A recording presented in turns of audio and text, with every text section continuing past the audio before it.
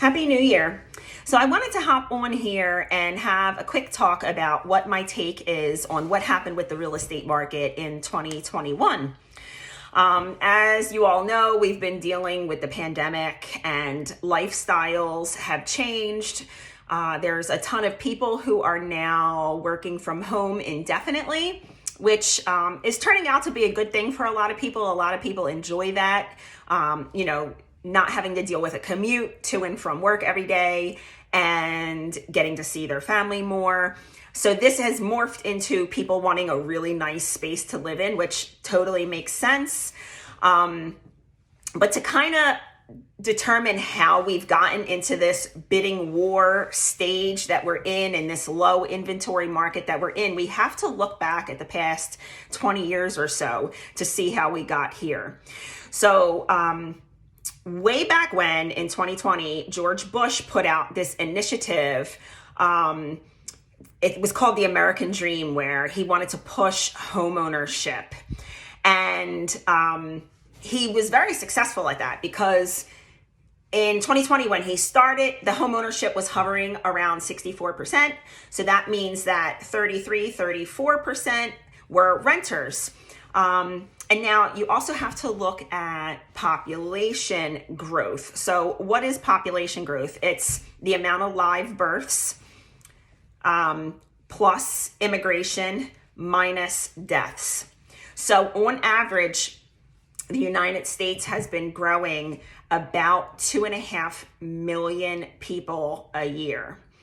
So in 2020, when George Bush started the American Dream Initiative, we were at the 64% home ownership, and that raised a few years later to 69%. So he took us from 64 to 69%, which was amazing. But in the interim, what that did on the flip side was it made the rental market go down. So we were at 69% homeowners and like 31% renter market. And building new construction was booming in the early 2000s when George Bush did this. And then going into, 2002, 2003, 2004, 2005, 2006, money became easy to get. Like lending was free, basically. I mean, they would give anybody a mortgage who had a heartbeat, literally. So, we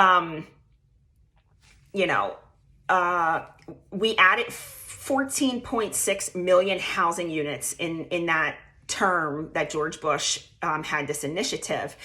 So let's fast forward to 2006, 2007, when we had a credit crisis and the bubble kind of burst or started to burst. And what happened was we experienced a ton of foreclosures. And when a foreclosure happens, the bank takes back on this asset, this house, and, which is not a good thing. The banks don't want to own homes. They want to lend money and collect interest. So these banks were taking on a ton of properties, and they basically stopped lending. Lending tightened up big time, which in turn affected our builders. So builders go to banks to get lending. So builders kind of stopped building at this time and really haven't started picking back up. So in 2000, we had 281 million people. And remember what I just said, our population grows about 2.5 million a year. So in 2020, we're up to 331 million in that 20-year span. We added 50 million people, and no new construction has really been happening the way it should.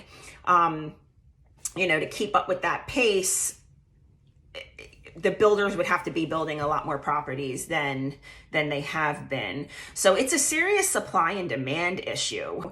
Today, we're at 64% homeownership, and 5 million people have moved over to the rental market. And the rental market is experiencing a housing shortage too. And then here comes 2020 with COVID. We're 5.5 million houses short. 5.5 million houses short because the builders haven't been building and everybody wants to get a house now. So this in turn, unfortunately, creates a affordability issue for both renters and buyers. We're seeing bidding wars in both the rental market and the housing market. And honestly, with a 5.5 million shortage on houses, I don't know if this is an overnight fix. A lot of people are sitting on the sidelines waiting for the bubble to burst and the prices to come down. And I just simply do not see that happening anytime soon. Our population is going to continue to grow. And, we all need a house to live in. So my advice is don't sit on the sidelines. Interest rates are going to start creeping up next year. The Fed has announced this. It's all over the news. So if you could get into a house now, it would be your best bet because you're going to get, higher interest rates in the near future, along with probably higher pricing as well. So I hope this shed a little light, at least from my perspective, on what is happening in the real estate market. If you need any assistance with real estate, please don't hesitate to reach out. Take care.